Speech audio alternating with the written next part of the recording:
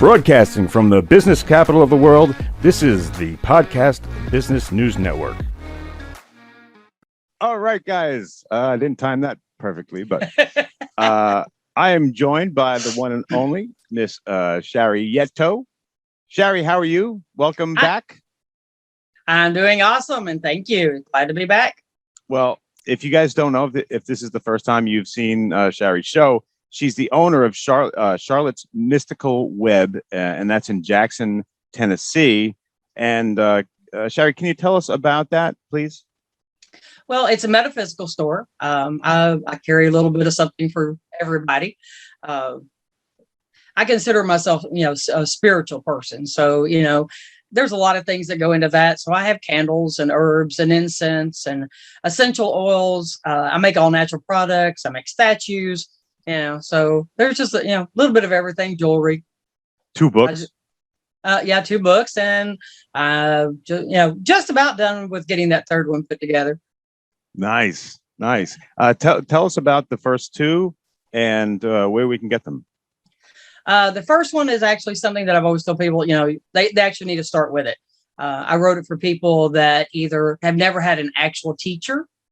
They've either learned from books or internet. It teaches kind of, what to look out for, but it also teaches you a lot of other stuff too.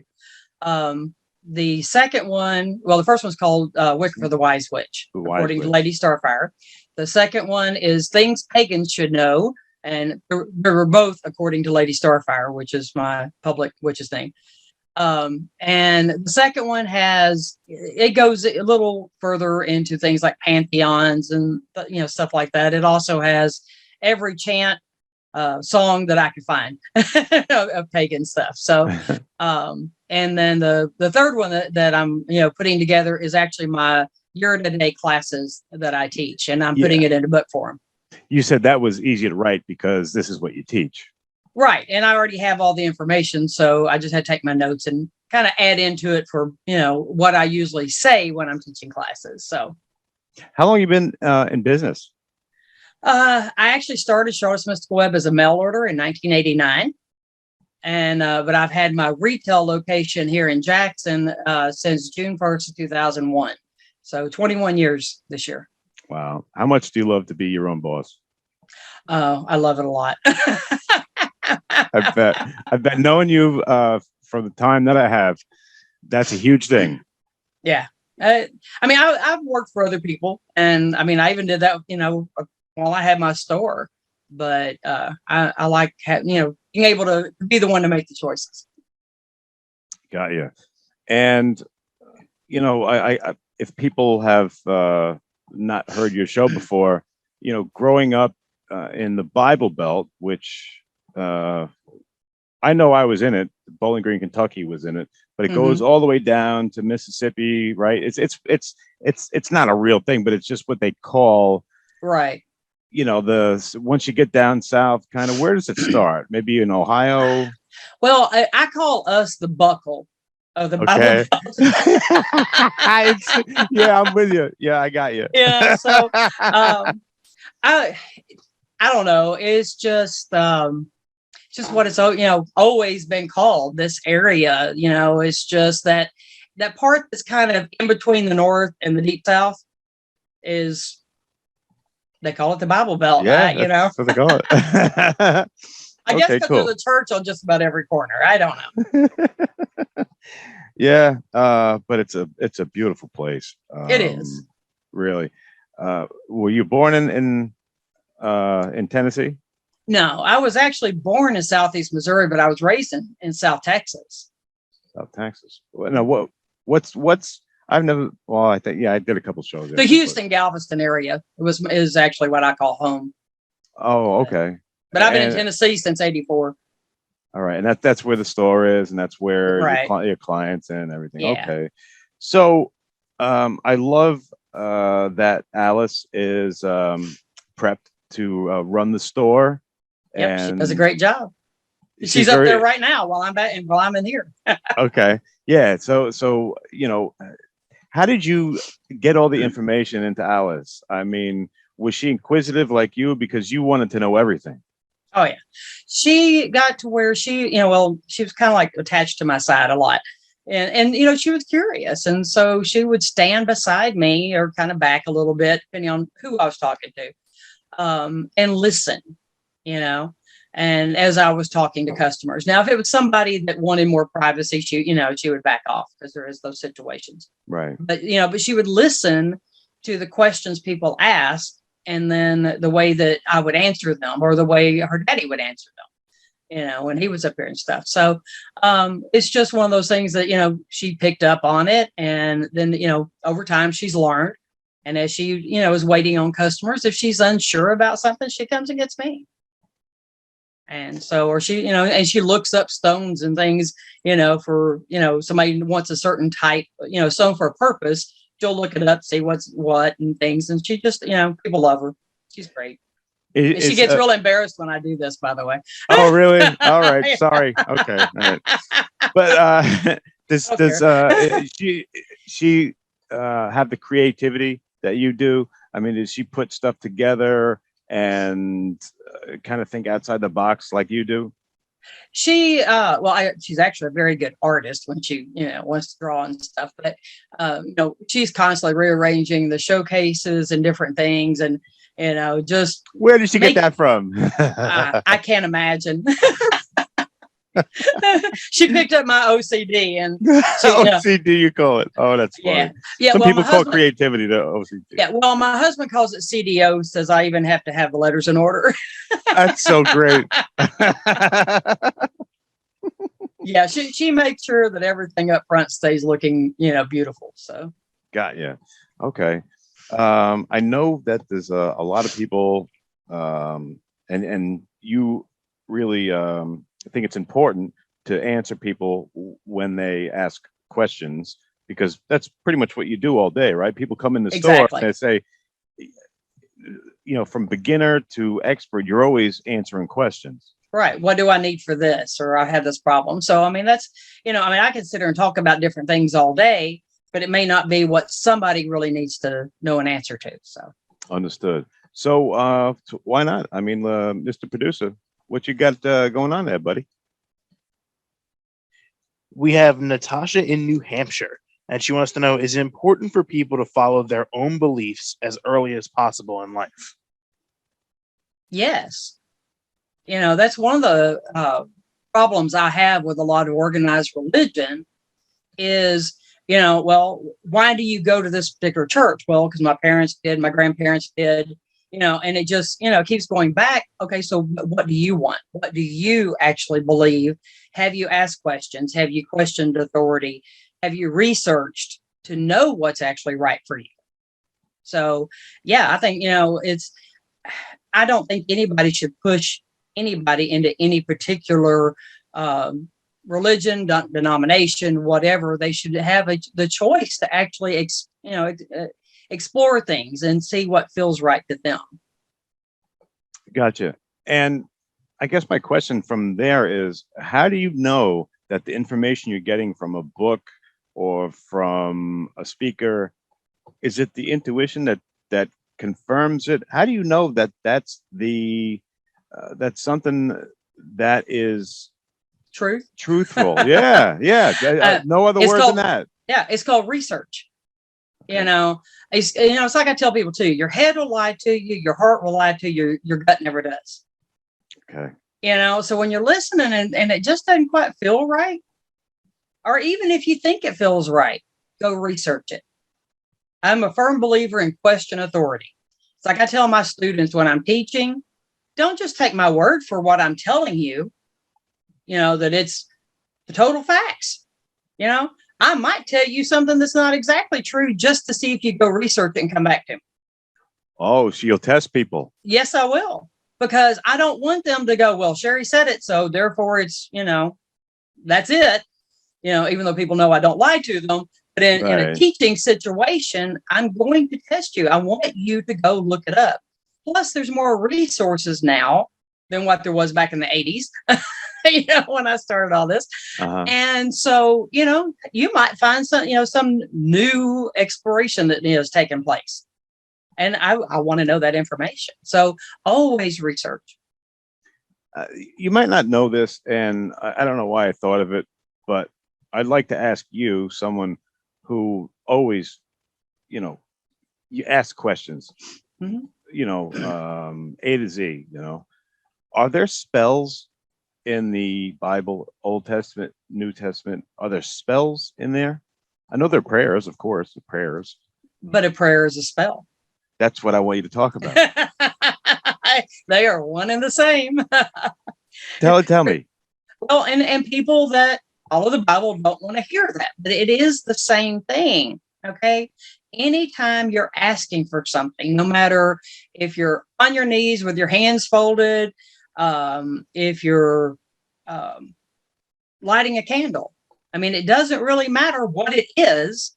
All right. I happen to know, Catholics burn 7-day prayer candles. Well, guess what? So do we. Right.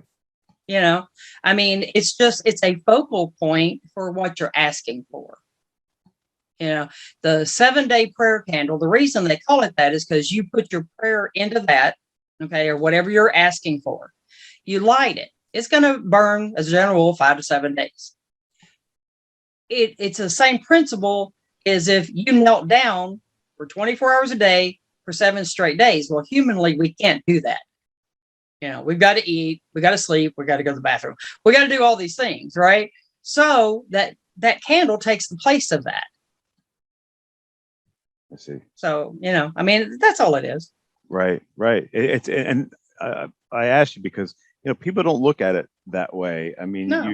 they're so indoctrinated into thinking, because, we're told to sit in this, we're told to kneel, we're told to stand, sit, Mhm. kneel. It's like some kind of weird square dance, but, yeah. So I figured I'd ask you that, but, Sure. what are, for someone who was brought up in deep in a religion, what are some things that they can do to research and to ask the questions without offending these people that are one way? It's just, this is the only way it can be. Do you feel for those people? I do, because the thing You were one of them. is, I was brought up Southern Baptist. Right. Okay. So, I mean, it's one of those things that, in my personal opinion, if a preacher or someone else within a church or whatever is offended or accuses you of blasphemy or whatever because you question, either what they've interpreted or how you're interpreting something, in a Bible or, in a teaching or, whatever it is, to me, they're not a good leader, because, that, to me, that just means, hey, I don't, no, you can't question. You just have to accept what I say. Yeah. Well, I know more than you. Right. Well, that's what caused a whole bunch of, people to drink poison Kool-Aid. Yes. By following a person and only doing what they say. Just go research. I mean, you've got the internet now. You don't have to go to the library and read books. Research. Go to different people's churches. Go to different denominations. Go to different things and learn. That's the only way you're going to know for sure what's actually right for you. Great point. Yeah, great way to put it. Mr. Producer, let's do some questions here for Shari Yetto. And Shari, how do people get a hold of you before we do questions? You're welcome to call me at my store. It's 731-265-4269. You can email me, and the easy way is I'll give you my personal email, which is Shari B. Yetto, and that's SHARI B as in boy, Yetto, YETTO @yahoo.com. You can go find me on Facebook, Charlotte's Mystical Web, on Facebook. Send me a message in the messenger. Don't post it on the page. Keep things private. Right. So, and I'll respond to you. Okay. And I'm sorry if I make you keep doing that. It's just in case fine. People coming in, we got to exactly. It's monotonous, but all right, Mr. Producer, what you got, man? All right, so we have Marie here on Long Island. She wants to know, do you have any advice for people trying to turn their passion into a business? Oh, yes. First of all, research. I mean, check and see, how many people in your area are doing whatever that is. Make sure that you know what kind of permits and license or whatever that you're going to have, depending on the type of business. Be sure that you have the funds available. You know, it can take you a year, 2, 3, depending on what the business is, to necessarily become profitable. You might be profitable right off. It just, once again, depends on the business and how saturated, either your area is, or if you're doing an internet, you got to try to get your name out there. So, I mean, main thing is do a lot of research, have a good business plan, make sure that you have enough money to, pay your bills. Your location, if you're going to get a retail location, is very important. So those are some of the key things that I would say are the main things to do. All right. Start small and build. From a true entrepreneur. So it's good. Good question. All right. What do you got? Carol in Washington, D.C. wants to know, what is your opinion on superstitions? Do you think they're all in our head? Ooh, good one. There are some that I think, maybe somebody just said and it carried on. There are some that I believe in. There was one that someone had told me one time, and I was like, I don't have time to worry about that. And yeah, well, I should have listened. And so, and I still remember that one to this day, because I was just like, whatever. And, maybe it was a coincidence, maybe it wasn't, but I don't really believe in coincidence. I was taking a trip, realized I forgot something, turned around, went back to the house. And it was actually my mother-in-law at the time. And she was like, you have to sit down and raise your feet up off the floor and count to 30 before you leave. I don't have time for that. I got to get on the road, and it's either that or go a different direction. Well, there wasn't a different direction for me to go either. So I went on. Well, I ended up getting stopped and got a ticket. Wow. Yeah. So now I'm pretty adamant about that one. And see, the thing is, and I probably had done that a million times. Nothing ever happened as far as I know. But even if it did, I wouldn't have known to put it with that because I didn't know it. So it's like, once I know it, it's like, okay, it's out there. So now, yeah. Now, like the walking under a ladder, to me, I don't know that that's so much bad luck, is dangerous, that something could fall on your head. Of course. The black cat thing, I consider black cats, good luck. It's only bad luck for the cat if it runs out in front of you and gets run over. So, right. That's just, How about something like knocking on wood? I do that, but I do it right here. But I mean, that has to do with the wood spirits. Oh, tell me about that. I never heard this. That's actually the reason knocking on the wood is because, all right, so you're saying something, knock on wood, and you're just asking the wood spirits to kind of take care of that. That's really what that is. Okay. All right. And what about look, I'm guilty. I am so careful around mirrors. Is there any truth to that? The 7-year bad luck? Well, that actually came from when mirror material was super, super expensive. And so to break one, I'm trying to remember, because I actually had looked that one up. It had something to do with the amount of time that it took to save up to even get a mirror. So yeah, so I mean, it cost so much that to break one was bad luck, because that was a lot of money not wasted. Wow, that's interesting to go to that. Hey, what do you got there, Mr. Producer? We got time for another one? Yeah, we have Pat and Raleigh. Similar to what you just said, Casey.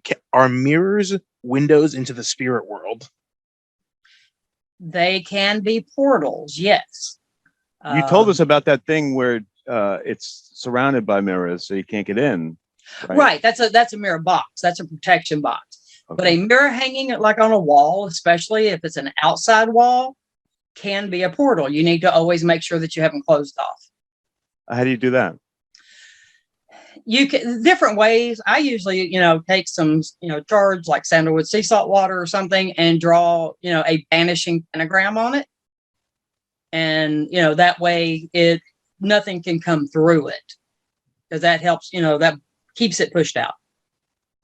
So you're saying that there are like spirits or energy that can come through the Mhm. mirrors?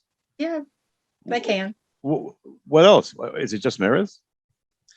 Well, I mean, spirits can come through walls or anything else, but anything that can create a portal effect, that mirror can create an effect coming in from another dimension. Wow, Yeah. so interesting. All right, what else you got, man? Good question, whoever that was. And then we have Bill in Houston wants to know, can spirits become angry if they have unfinished business on Earth? Yes.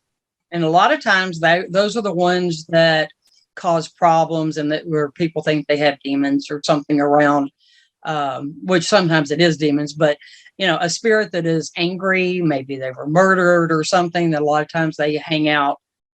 And I mean, it's kind of like, I'm sure most people have seen the movie Ghost with Patrick Swayze and how there were certain ones that were angry. I mean, that does happen.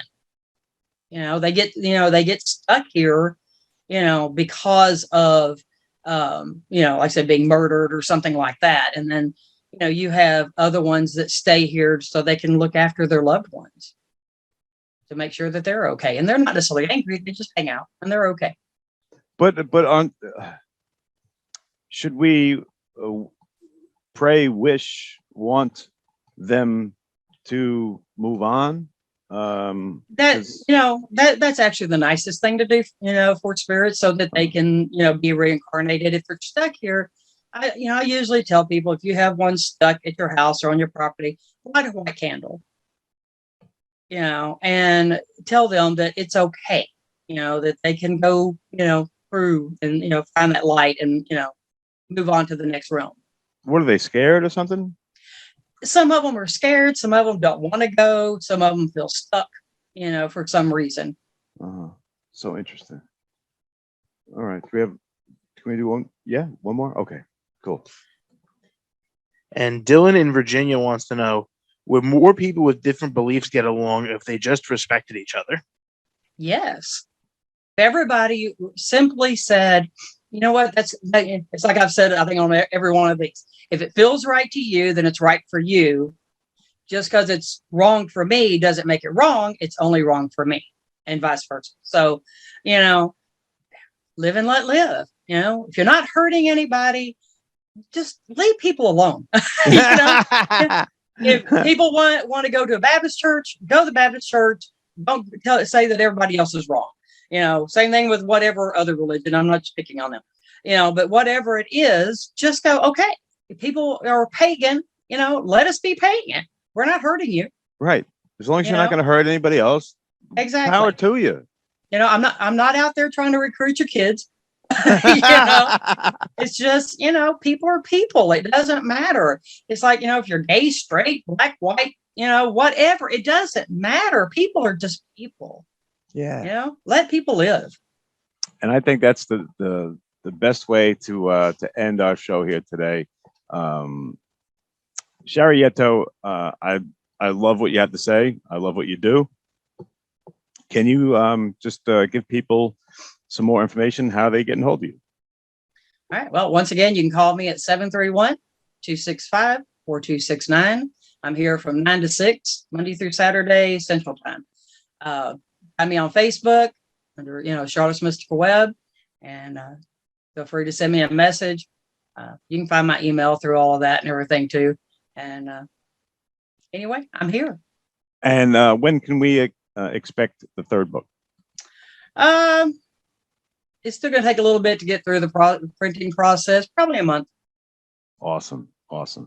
Shari, you're awesome in my book, and I thank you so much. Thank you for everyone who wrote in, and we'll be right back. Hopefully I'll see you again. Are you looking for even more of the podcasts and hosts that you love? The Podcast Business News Network is proud to announce that you can now listen live on the MyTuner Radio and online Radio Box apps for iOS, Android, and the Amazon App Store. Or check us out online. Search for Business News Network on mytuner-radio.com or search Podcast Business News Network on onlineradiobox.com/US so you don't miss a minute of the action.